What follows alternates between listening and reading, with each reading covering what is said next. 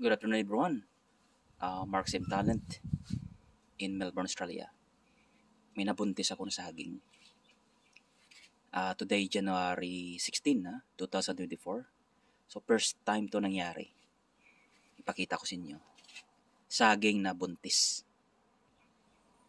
Yan. Yan ang saging in Melbourne, Australia.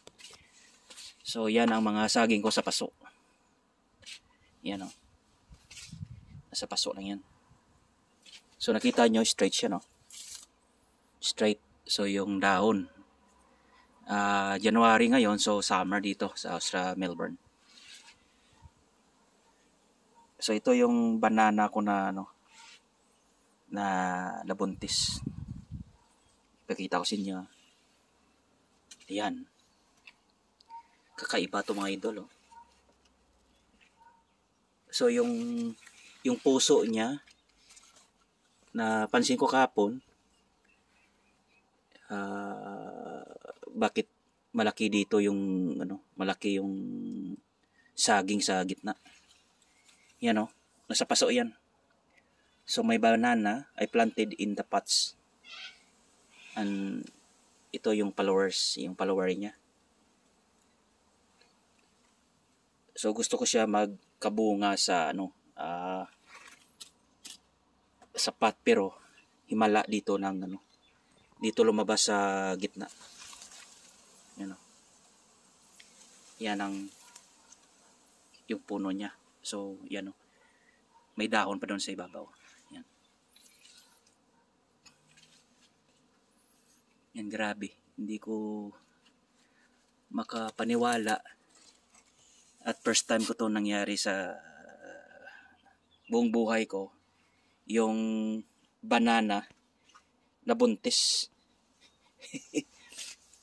Yan. Yan. So today, yan, tutulungan lang natin yan palabas. Yan, buntis. Grabe. May banana got pregnant. Unbelievable. This is amazing, Yan. Yan. So, lumalaki siya. Kapon medyo yesterday it's like the ang skin niya dito pa eh. So ngayon it's getting bigger. Yan. It's getting wider and bigger. So wala siyang dahon, there's no leaves. So puso, the banana heart inside the trunk. Inside the trunk. Grabe. Yan, I planted that in the pots. Yan. Gusto ko siya mamunga eh. I wanted to have banana pear fruits in a pot. Kaya I can't believe na namuso sa gitna ng saging. Yan.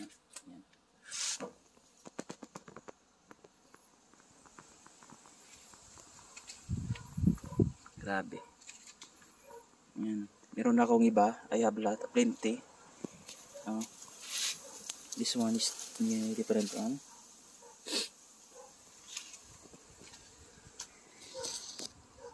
Then, that's my banana in a pots.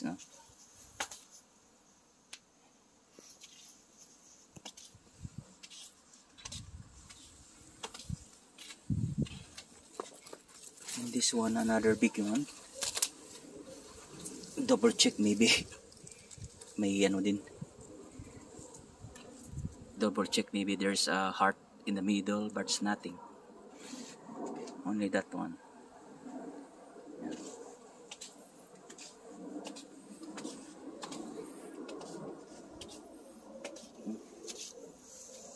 Yan. See? We'll see tomorrow. Maybe it's gonna getting bigger and bigger, and then the heart will came out by himself. Yeah. So, nasa paso yan ha. There's in the pot.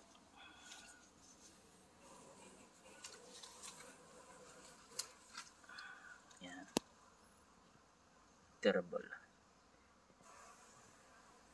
Okay guys, see you tomorrow. We'll update you about the banana got pregnant in Melbourne, Australia. Alright, bye.